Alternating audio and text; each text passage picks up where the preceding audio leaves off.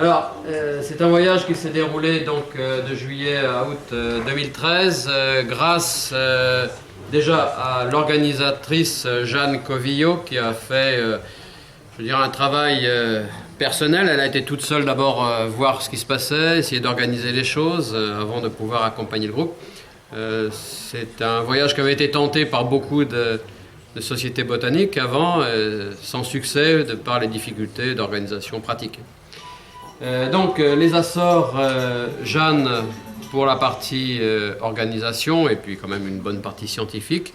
Et puis on a eu la chance surtout que notre ami Philippe Danton ait visité les Açores quand il avait ses activités avant d'animateur, de jeunes, il les a emmenés là-bas et donc il avait déjà lui-même herborisé et il avait conservé la mémoire et les notes des stations. Ce qui nous a beaucoup aidé. Et vous allez voir. Il est venu aussi avec nous avec l'école des plantes. C'est lui qui dirigeait l'excursion à ce moment-là. D'accord.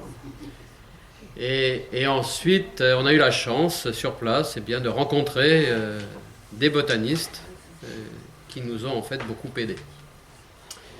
Alors, oui, j'ai oublié que ce truc-là. C'est pas bon. Alors. Bon, les Açores, quand on y arrive, c'est de l'eau et de l'eau et de l'eau. Hein.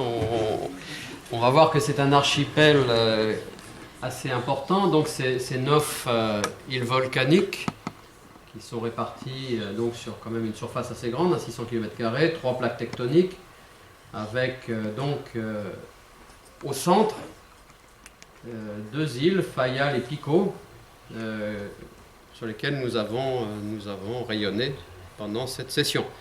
Toute la session a été basée à Fayal et en fait Pico, vous allez le voir dans les photos, est juste quasiment de l'autre côté et donc on a fait des allers-retours à partir de Fayal. Donc c'est un archipel, hein, donc fait partie de la Macaronésie, donc comme Madère ou les Canaries.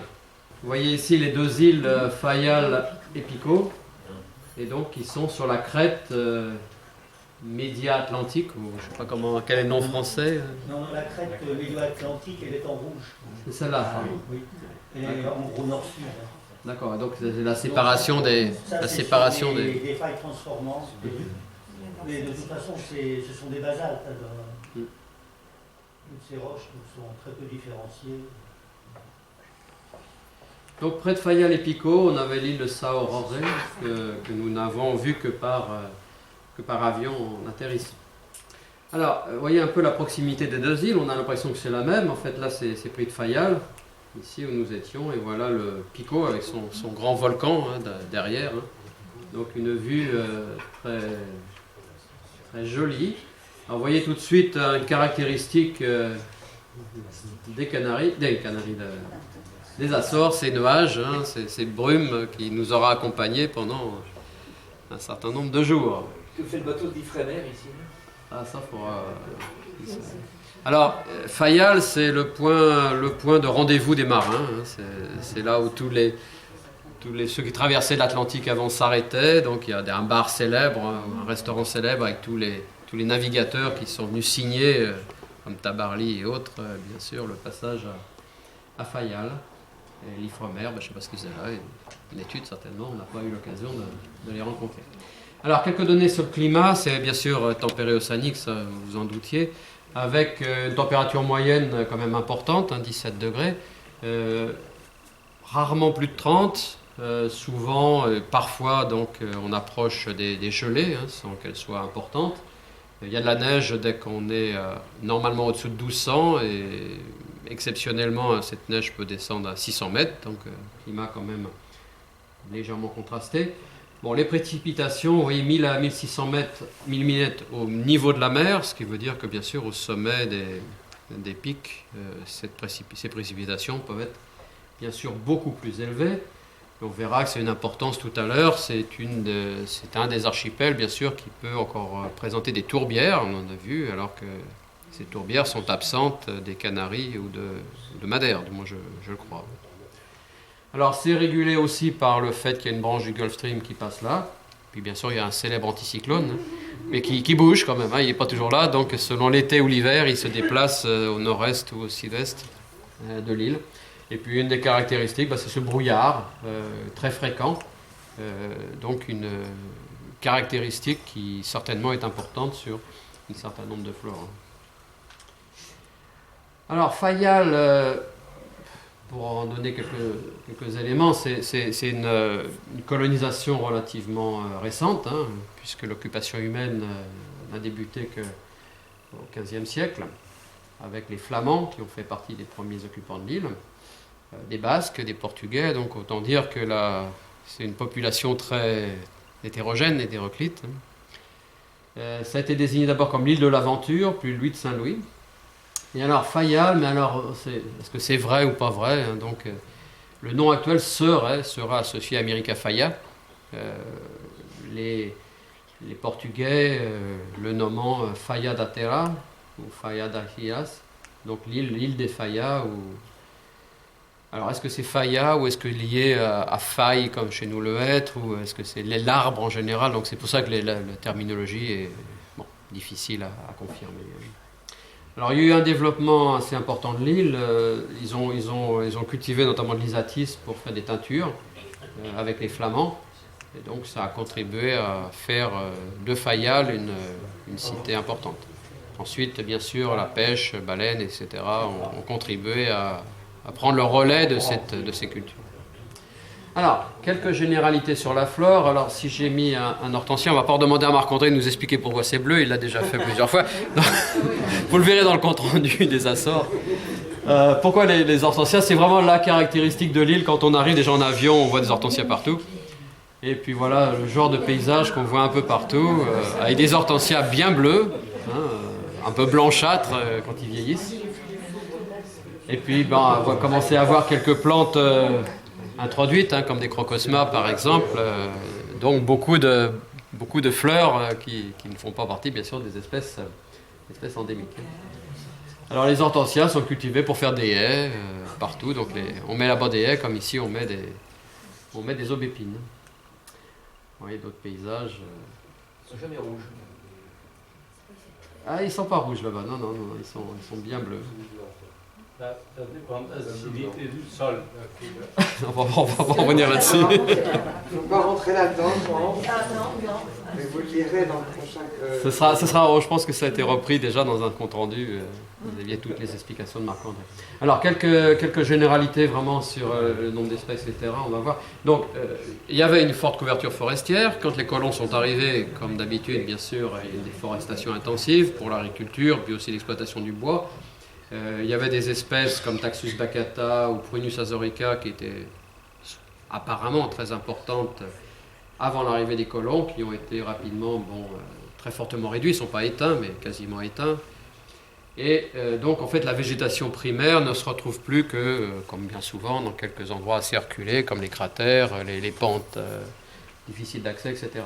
Il y a quand même 60 espèces réellement endémiques des Açores, auxquelles il faut ajouter des espèces endémiques de Macaronésie, donc des espèces qu'on va retrouver aux Canaries et à Madère. Alors, bien sûr, on va vous présenter des photos principalement de ces espèces, un peu endémiques des Açores, mais enfin on verra aussi un certain nombre d'introduites importantes là-bas qu'on retrouve assez fréquemment. Alors, les végétations, c'est pas de la phytosociologie, c'est vraiment des éléments très simples sur la végétation, parce que les îles ne sont pas non plus très grandes, hein, bien sûr. Tout d'abord, on a une végétation côtière. La plupart des plages de sable, les plages de sable sont relativement peu nombreuses, hein, on a vu quelques-unes. N'étant pas nombreuses, fortement, elles sont très fortement utilisées hein, par les touristes, ou du moins les locaux hein, qui viennent s'y baigner. Donc la végétation qu'on y trouve n'est pas, bien sûr, extraordinairement intéressante. Par contre, le reste des côtes, ce sont souvent des falaises avec des basaltes ou des andésites, souvent difficiles d'accès, avec des pentes très fortes, comme à Madère. Et ces forêts étaient avant dominées par Myrica Faya et Piconia azorica, et qui sont toujours là, bien sûr, on les retrouve assez importants, mais avec des nombreuses introduites, comme par exemple le Pittosporum ondulatum, qui prend des couvertures assez importantes dans certaines zones. Dès qu'on monte un petit peu en altitude, on va trouver des prairies naturelles la plupart du temps, bien sûr avec des bêtes, hein, du bétail, des vaches notamment, des troupeaux qui viennent pâturer, avec un certain nombre de graminées, comme par exemple deux graminées Holcus rigidus et Deschamtia foliosa, qui sont très importantes dans ces prairies. Comme je disais, un peu unique donc en Macaronésie, on y trouve quelques tourbières. Alors, on a vu des lambeaux de tourbières, ce qu'on a visité était vraiment des tourbières. Mais par contre, on y trouve beaucoup de marais, bas-marais, et on en a vu, bien sûr, on en a visité quelques-uns. Et puis, dès qu'on est en altitude, à part les prairies, on va trouver, bien sûr, des forêts d'altitude, assez limitées, et qui sont là plutôt avec les dominantes du laurier des Açores, Laurus azorica, et du genévrier, Juniperus brevifolia. Vous verrez des photos de ces espèces tout à l'heure. Alors après, il y a eu des plantations, comme partout, ça bien sûr. Alors, qu'est-ce qui nous a... La première journée, très bonne idée, on est parti au jardin botanique de Fayal, mais vraiment, l'histoire de dire, on va se faire un petit peu la main sur ces espèces. C'est un très très beau jardin, Si jamais vous y alliez, vraiment, c'est la première visite à faire. Et écoute, notre grande chance, ça a été de rencontrer... qui se rappelle exactement de son nom. Pedro, mais son nom, je ne sais plus. Alors, c'est le directeur du jardin botanique qui parle un français remarquable et qui nous a accueillis, franchement, très très chaleureusement et qui surtout s'est offert de nous accompagner, de nous guider la plupart du temps. Il a bien sûr fait appel à son réseau, ce qui fait qu'on s'est retrouvé avec des forestiers qui sont venus, qui nous ont guidés partout. Donc ça a été une rencontre à la fois chaleureuse et humaine, et puis surtout très, très intéressante, parce que c'était d'excellents botanistes. Alors, ce jardin, en fait, est très intéressant. Il présente ils ont essayé de reconstituer différents milieux, comme des tourbières, des milieux humides, des milieux forestiers, etc. Et donc, il présente avec un très bon étiquetage la plupart des espèces qu'on peut rencontrer ensuite, notamment toutes les endémiques. Vous voyez par exemple l'histoire des milieux aquatiques reconstitués.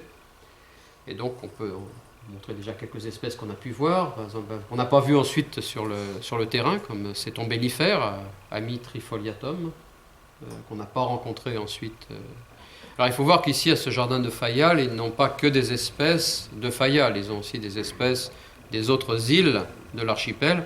Et certaines espèces endémiques ne sont pas présentes ni à Fayal ni à Pico. Donc on n'a pas pu les rencontrer par ailleurs. Alors, un millepertuis, Hypericum foliosum, qu'on reverra, qu'on a revu après sur le terrain. Un très beau millepertuis. Alors, une Marsilea azorica, alors qui n'existe pas, qui n'est que sur une île qu'on n'a pas visitée, une petite île et qui a quasiment disparu, et qui là est donc en culture au jardin botanique. Pour Solange, un premier Myosotis, Myosotis maritima. Je ne crois pas qu'on l'ait revu après celui-là. On en a vu un autre, mais pas celui-là.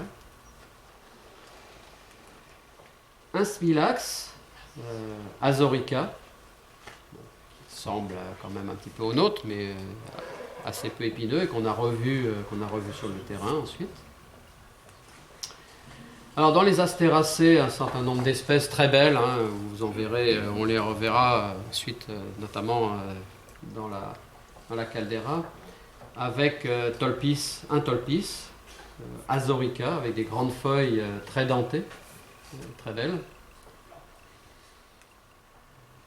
Une très belle Véronique d'Apnéi, que l'on va revoir ensuite alors, dans un milieu semi-naturel, puisque c'est en fait plutôt un jardin botanique qu'ils sont en train de reconstituer, dans lequel ils ont réintroduit Veronica d'Apnéi, qui est une plante, je ne dis pas en voie de disparition, mais presque, très forte régression.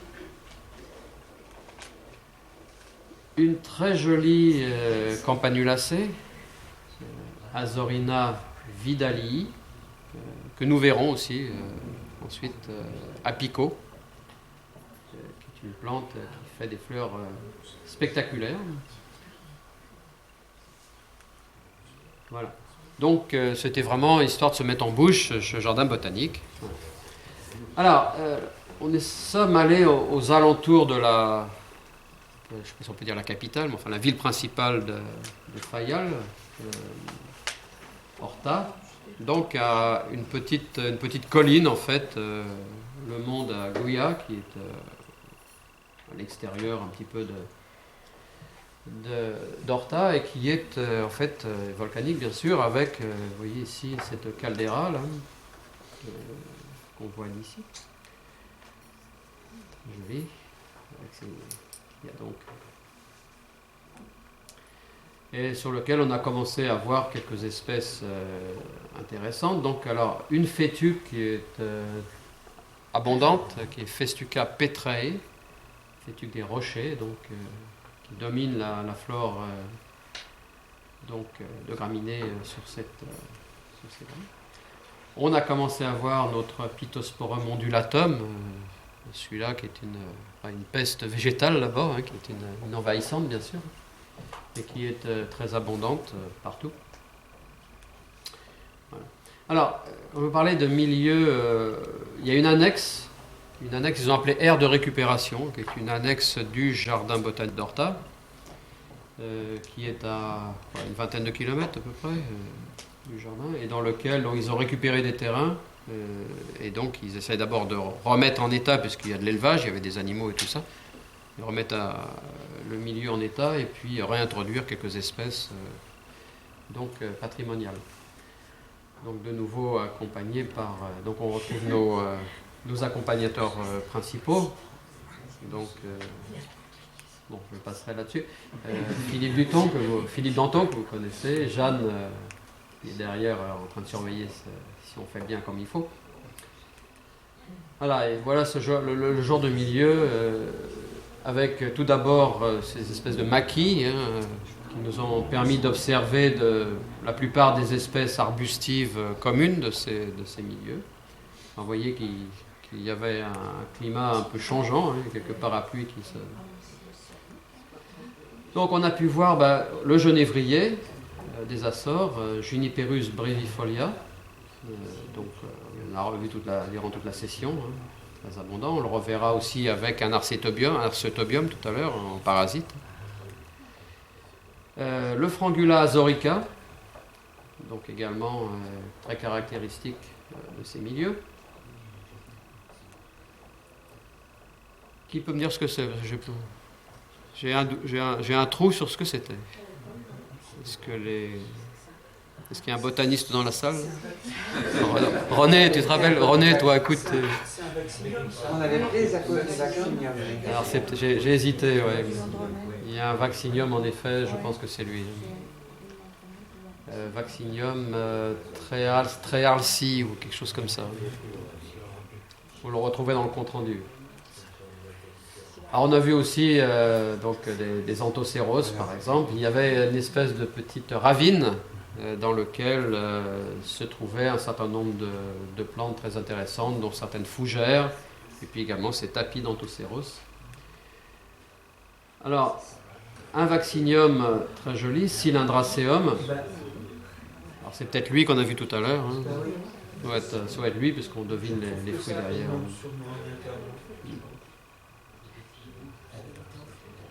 Alors, une plante très, très caractéristique aussi, l'ilex perado, donc sous-espèce azorica.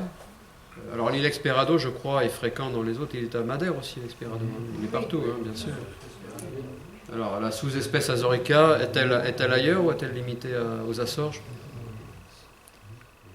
Après, bon, les histoires de sous-espèces, après il y a peut-être un peu aussi, c'est comme dans les Pyrénées, je crois, en genre, on fait des espèces azorica, un peu de tout. On verra qu'il y en a certaines qui ont été maintenant un petit peu ramenées dans l'espèce générale et non plus sous-espèces.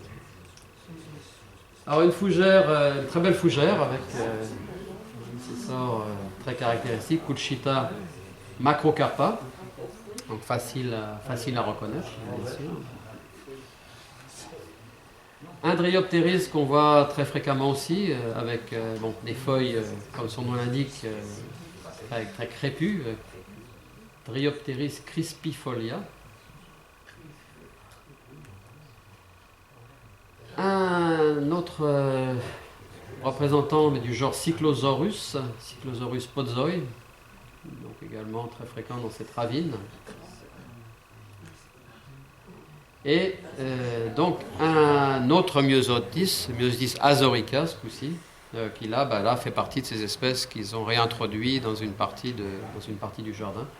Très beau Myosotis qu'on ne verra pas ailleurs. Voilà. Alors, au milieu de l'île principale, donc il y a donc une grande caldeira, et dans cette caldeira, on a fait un petit peu de sport, vous allez voir. Mais déjà aux abords de cette caldeira se trouvent déjà ces plantes assez fréquentes, le Daboecia azorica. C'est un peu les Daboecia qu'on a en Bretagne, Christian, non? Pas le même, bien sûr, mais enfin bon. C'est Cantabrica, ça c'est Azorica, vachement. Bah, il ressemble quand même un peu, quand même. Ici, est-ce que ce soit le même? Alors, voilà un exemple, par exemple, Lysimachia azorica, enfin appelé azorica par nos collègues des Açores. Si vous regardez maintenant dans Plante List ou tout ça, ils disent que c'est la même chose que Lysimachia nemorum. Hein? C'est pas le némorum de chez nous, c'est clair.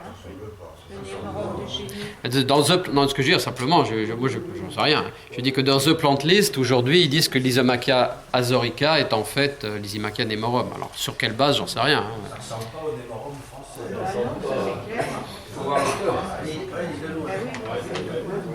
Peut-être pas le même auteur. C'est pour moi qui trancherai. Bon. C'est pour ça que j'ai mis les deux, comme ça. Alors, voilà la bête. Voilà la bête dans laquelle il va falloir qu'on descende.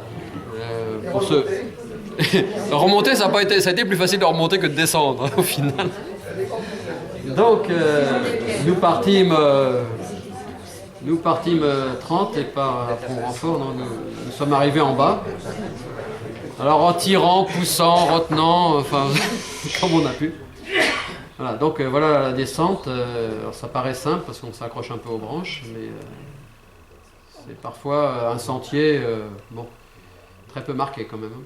Alors, on a pu observer quelques rares orchidées. Il n'y en a pas beaucoup des orchidées là-bas. On a un Platanthera, par exemple, Micrantha, donc qui n'est pas une plante très spectaculaire, comme le montre la taille de la main, quelques dizaines de centimètres, qui était assez abondante là.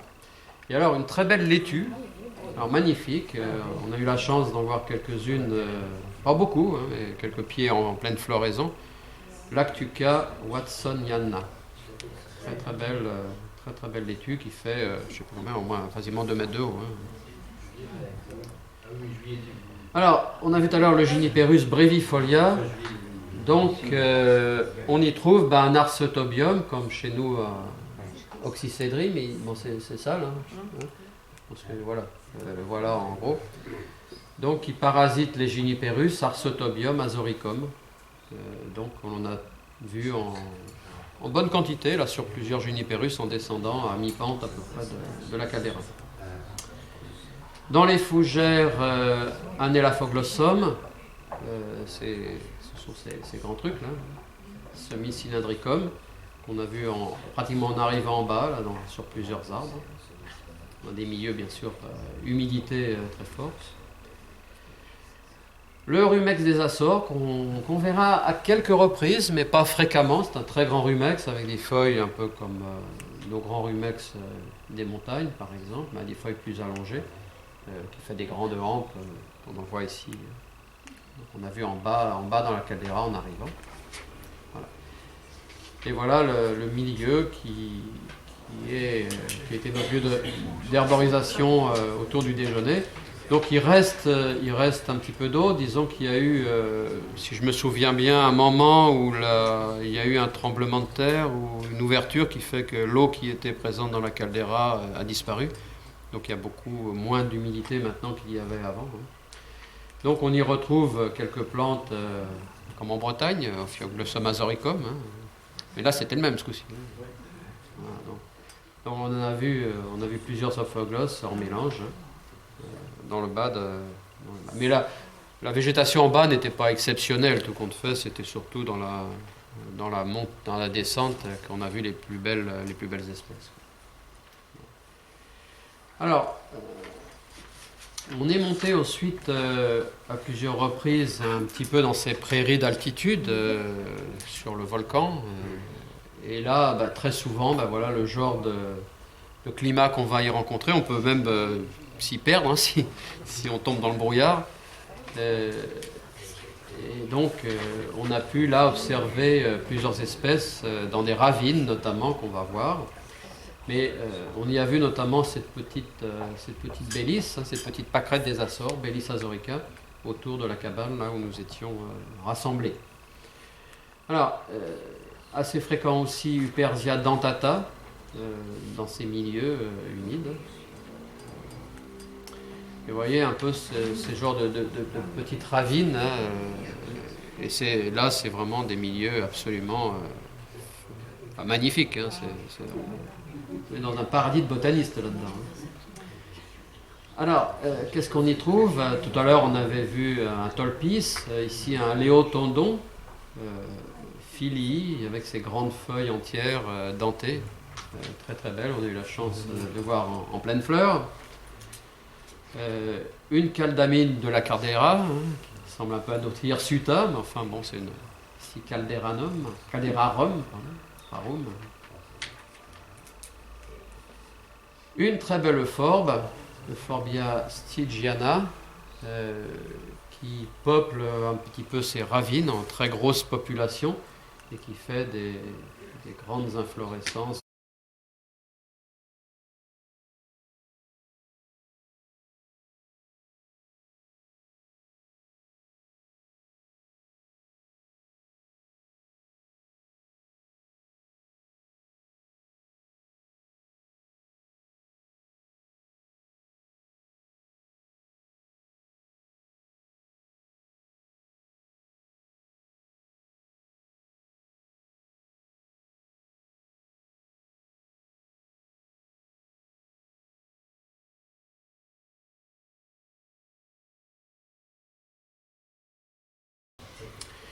Et là, on va voir un milieu intéressant, c'est-à-dire qu'il y a des activités volcaniques récentes, puisqu'il y a une île en fait, qui s'est formée, un volcan qui s'est formé récemment, le volcan des Capeliños, hein, des petites.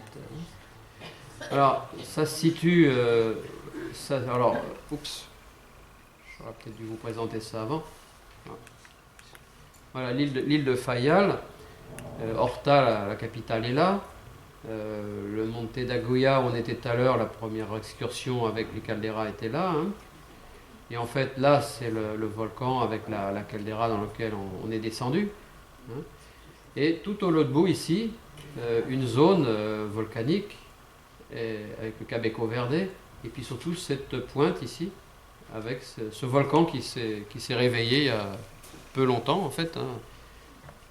Il y a peu de temps de ça, et qui a créé donc une île. Alors ça a été une explosion, une formation explosive, mais qui n'a pas été si dommageable que ça, puisque vous allez voir des photos, vous voyez comme ça s'est formé au départ. Hein. Alors il y avait un phare que vous voyez ici, sur lequel on a été, et puis le volcan s'est formé à côté, hein, ici ça commence à se former. Voilà, c'est en 1957, oui, c'est pas. Et vous voyez le phare qui est là, qui est toujours là, hein, il a résisté. Alors ça a duré longtemps, oui, c'était en 58, donc ça a quand même eu plusieurs phases. Voilà. Au final, ça a formé ça, voilà. C'est maintenant relié à la Terre. Alors c'est un peu lunaire hein, comme paysage, hein, bien sûr. Hein. C'est assez spectaculaire. Bon, au niveau botanique, c'est limité forcément. Mais là, c'est quand même assez beau. Hein. C'est très beau. Quelques photos. Vous retrouvez les Festuca petrae d'ailleurs au passage. Ouais, le phare qui a subsisté. Il est toujours là. Et maintenant, c'est un musée où on va visiter.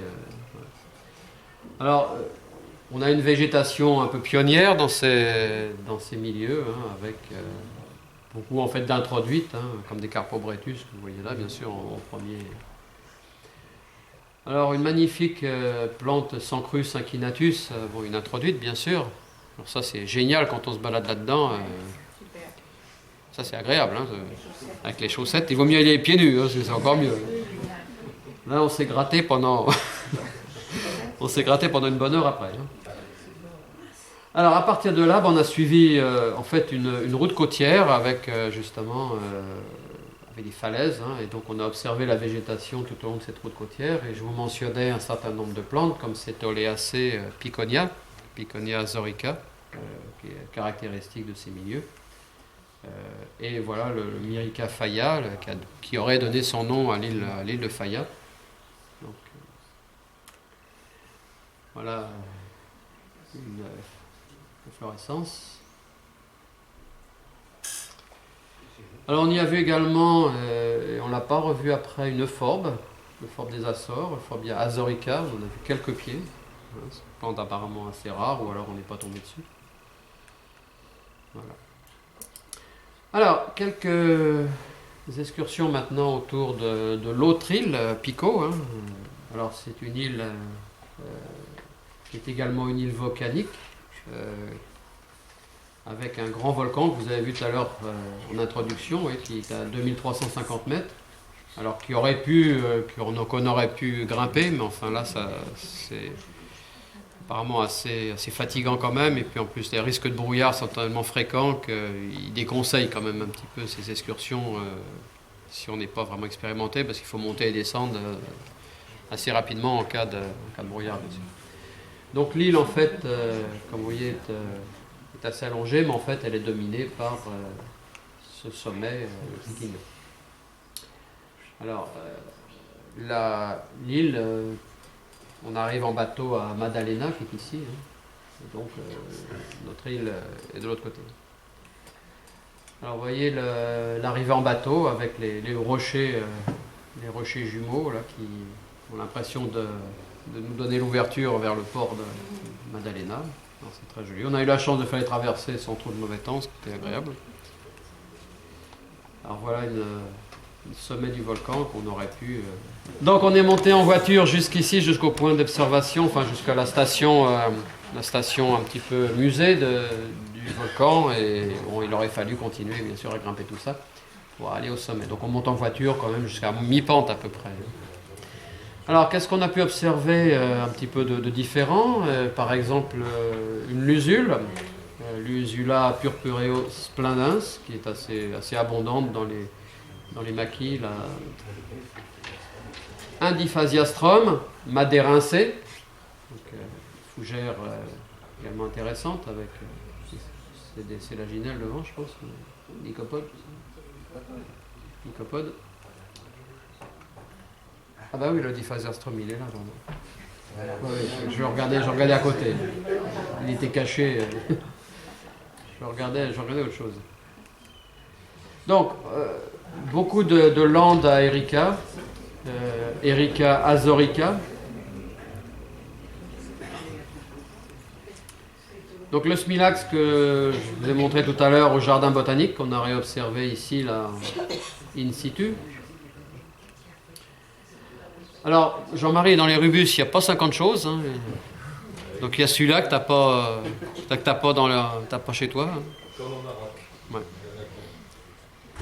Ouais, il y en a 2 ou 3, mais le seul local, je dirais, c'est celui-là, avec un nom que je vous laisse prononcer, qu'on a pu voir en pleine fleur.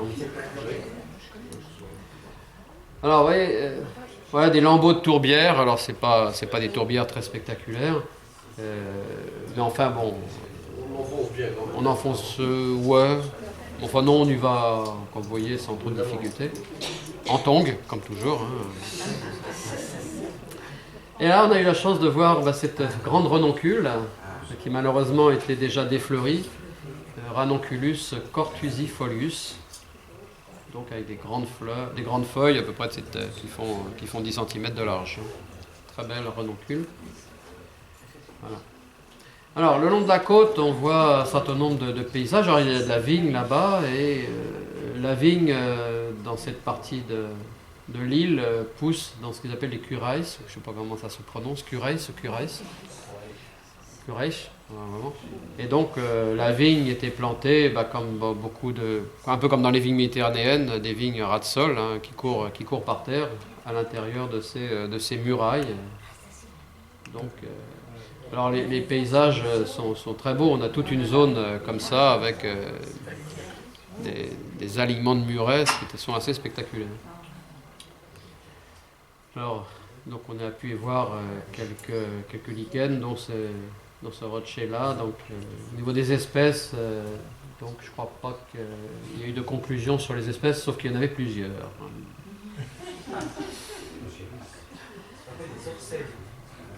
Alors, on a vu également des milieux, quand je parlais tout à l'heure de milieux marais, bas marais et autres, donc plusieurs exemples avec des littorels, mais ça n'a rien d'exceptionnel pour nous, hein, bien sûr. Et puis, donc un isoète, Isoetes azorica, qui est assez abondant, qui nous a permis d'aller nager un peu pour aller les observer. Alors, il y a également ce qu'ils appellent les mystérios. Les mystérios, ce sont ces zones un petit peu brouillardeuses là, qu'on va trouver à mi-altitude, dans lequel on a pu observer un certain nombre d'espèces nouvelles. Alors des carex, il n'y en a pas beaucoup, mais enfin il y a quelques carex. Alors je ne sais pas je ne me rappelle plus si celui-là est endémique des Açores, je ne suis pas sûr. Hein. En tout cas, carex vulcani, qu'on a observé. Alors voilà des Champsia foliosa, dont on parlait tout à l'heure, qui fait des grandes touffes, qui pourraient ressembler à notre Deschampsia des forêts. Et voilà notre angélique. Alors non, je parle pas du gars là au milieu, hein, je parle du grand truc. C'était pour montrer l'échelle, hein, sinon. Hein. Alors pourquoi célèbre? Parce qu'il a été nommé par Duron et Danton. Hein, alors espèce qui a été découverte en fait, puisqu'elle avait été nommée différemment, et en fait c'est eux qui ont montré qu'il s'agissait d'une espèce nouvelle là. Voilà, très grand, hein, vous voyez là. Bon, Jean-Marie n'est pas très grand, d'accord, mais ça fait quand même au moins 2 mètres de haut quand même. Hein. Voilà. Alors, voilà d'autres exemples un petit peu de ces milieux de lacs, hein, dans lesquels on retrouve des espèces, un peu comme en Bretagne, Pericomélodes, voilà. Donc des choses qui ne vont pas vraiment nous dépayser. Alors, au port de Maddalena, donc sur l'île de Pico, donc voilà, on note le nombre on note la rareté des plantes au niveau du nombre de culs, hein, la Société botanique de France. Donc là, on a 18 culs, donc c'est une plante très rare. Donc en fait, c'est notre fameuse malvacée de tout à l'heure. Hein. Donc on a pu... Campanulacea. Azorina, donc Idali, là qu'on a vu en réel, donc sur les murs du port de Maddalena. Alors, grâce à Philippe Danton, qui se souvenait de l'avoir vu il y a 20 ans de ça, et qui a retrouvé la station par hasard sur un mur. Voilà la plante en grand. Alors pour terminer, bien sûr, comme dans tous ces milieux, beaucoup de plantes introduites ou disons non endémiques. On va en citer quelques-unes parce que fréquentes là-bas. Donc, une graminée qu'on retrouve un peu partout, un Stetonastrum secondatum, on l'a vu en Australie, on l'a vu en Nouvelle-Zélande, elle est un peu partout maintenant cette plante. Je pense qu'elle sera apparue assez rapidement. D'autres fameux sancrus de tout à l'heure, mais enfin, vous voyez pourquoi ça pique les chaussettes. Hein, bon, sancrus, c'est aux Antilles, hein, on l'a assez fréquemment dans nos îles tropicales. Alors, une autre caractéristique un peu de l'île, avec les crocosmas et les hortensias, c'est l'abondance des édiciums. Alors, Gardnerianum, peut-être d'autres espèces, enfin, sont des plantes Amérique du Sud, ça, non? C'est ça, non? André? Américaine? Hein? C'est d'Asie. Asie? Ah. Bon. Enfin bon, donc très, très, très abondante un peu partout, échappée. Alors parfois des plantes méconnues. Bon, Philippe est toujours en train de travailler dessus. On lui a fêté son anniversaire, on lui a offert un bouquet en plastique. Il l'a laissé un peu perplexe.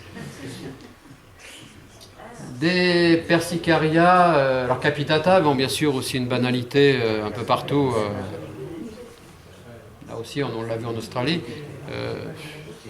Donc il est assez abondante là-bas. Et puis nos Crocosmia, qui font avec les hortensias un peu partie du paysage. Et les Hedychium, alors bien sûr que c'est introduit, mais enfin c'est joli quand même. Hein. Quand on a ça en mélange avec les hortensias, ça fait quelque chose de quand même assez sympathique. Crocosmia qui sont en train d'envahir d'ailleurs certaines parties de la France. Dans les Landes, dans les forêts landaises, c'est commence à y en avoir partout. Hein.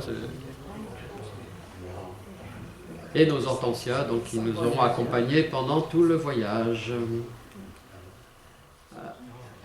Alors Cyptorpia, bien sûr ça c'est de chez nous, mais là-bas elle est très abondante, alors qu'en France elle est quand même assez rare. Hein. Donc Saxifragacée, si je ne m'abuse. Et puis bon, là ce coup-ci c'est bien un Lycopodiella cernua. Là aussi on a vu en Guyane, on a vu dans toutes les zones tropicales, aux Antilles partout, en Guyane qui faisait 50 cm de haut. Anagesténea qui est très abondante là-bas. J'aurais pu vous le montrer dans la caldeira, notamment en haut. Il couvrait quasiment les bords des fossés. Il fait des tapis là, très très abondants. Et puis notre Carpobrotus edulis, ça on ne vous le présente plus. Un Cyrtomium falcatum, plante bien sûr aussi introduite. La littorale, je vais le montrer. Une Centorium cilioides, qu'on devrait voir à Belle-Île, je pense. Non, tu nous montreras pas? Elle est à Belle-Île, il me semble. Il y a mieux que ça. Bon, ça on l'a vu tout à l'heure. Alors, Tetragonia tetragonioides, également introduite, plante néo-zélandaise.